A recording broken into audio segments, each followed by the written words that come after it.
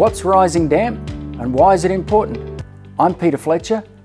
I'm a buyer's agent, a settlement agent and the managing director of Resi, where we give buyers the tools and resources they need to make winning property moves. In this video, I'm going to take you on the tour of my home and show you the damage that rising damp causes. I'm going to show you how to identify it, and I'm going to show you some of the damage that rising damp causes. Stay tuned. Rising damp is a term that's used to describe the collective damage caused by water that goes from the ground, so subsurface water, that rises through masonry, so brickwork and mortar, up into the internal walls of a home. Question is, how do you identify it? So let's go and take a look at some examples of rising damp. Once you know what you're looking for, rising damp is pretty easy to spot.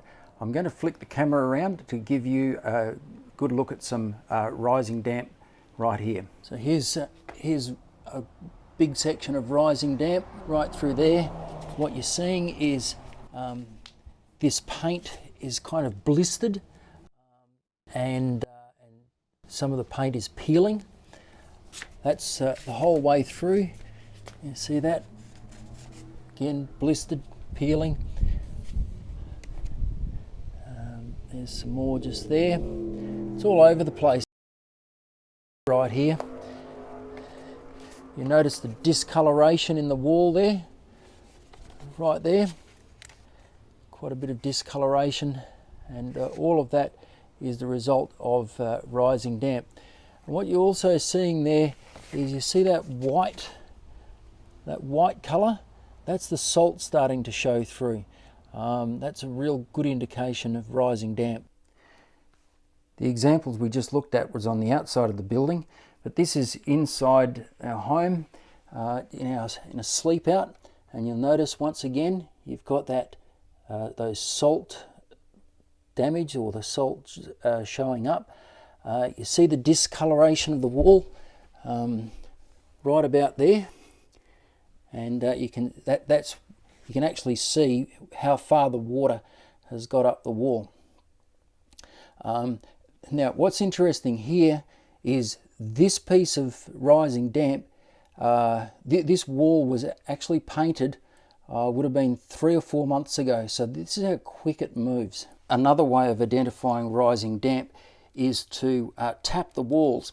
So if you just do this up the wall, if there's damage to the plaster behind there, you'll hear a change in sound. It'll sound drummy, and you often see real estate agents tapping the wall like that, and you know what they're doing is checking to see whether what the walls are constructed of, and if there's a problem there.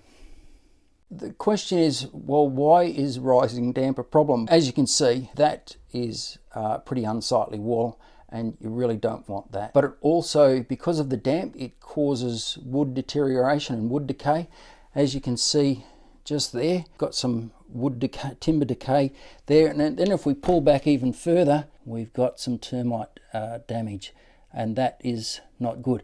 And all of that is probably related to that rising damp or a lack of subfloor ventilation, so that needs to get sorted out. Left untreated, rising damp can cause significant damage to plaster. Over time, that rising damp will just keep going up that wall, and then you'll eventually have to peel the whole of the plaster out, peel it off, replaster the wall, and then repaint it. So we've seen how to identify rising damp, and we've also seen some of the problems that rising damp can cause. But what causes rising damp in the first place? Well, let's go take a look. Two main things. Firstly, it's a missing damp course, or secondly, a degraded or compromised damp course. So let me just show you how that works. In modern homes, usually you'd see a damp course probably in around about there or there, and it's like a waterproof membrane that stops the moisture from travelling from these footings up the wall. So in older homes, like this home's built in 1953 thereabouts, 55, where's the damp course? Well, there is no damp course, and what it relies on is this layer of limestone foundation, and then the bricks on top, and there is no damp course. And of course what you see right here is fretting mortar, and you see there, you see that mortar there, that's part of the damp course problem. So the question is, how do you fix this up? Well, I'm going to go back around to where we saw that main damage, and I'm just going to show you what's happened there. There's a fair bit of rise in this ground, and what you see there is the footings and then the bricks on top, and then some smart human being has laid these brick pavers. Now you'd think, oh well, that's okay, but the problem is, you see how the brick pavers have been installed over the top of, above the foundations. Well, that becomes a problem. Let me show you why. Around this side of the house, where the water damage, where the damp, rising damp actually is, and you can see it on the outside.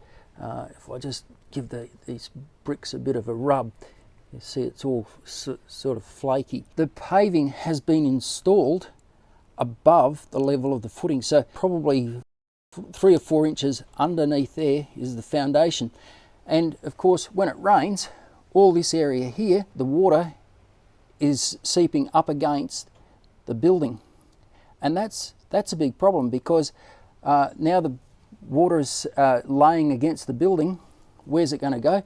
It seeps into the ground, seeps into the brick, and eventually finds its way up the wall, like we saw inside. Another way to fix rising damp is to get the garden beds away from the house. And as you can see from here, you've got a lot of rising damp damage on this wall next to the garden bed. You see this paint all flaking away, and it's quite badly damaged. And that's caused because you've got all these sprinklers in here keeping this area quite moist. And where's that moisture going to go? Get sucked up those bricks, up that wall, and that's damage it causes. So it's really important to keep the footings, keep your foundations dry, and keep the water away from it. Water is the enemy of a good house. So that's what causes rising damp, but how do you fix it? Well, that's a real, how long's a piece of string kind of question. In this case, what we'd need to do is, I'm just going to flick the camera around. What we'd need to do is take these pavers up and lay some sort of waterproof membrane so that the water isn't laying against that wall.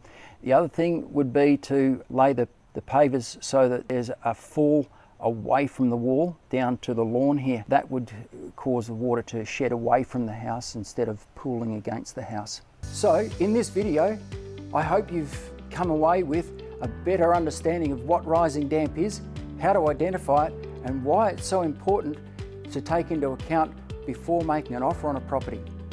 If you found this video valuable, please like and share, and add a comment below. Talk to you soon.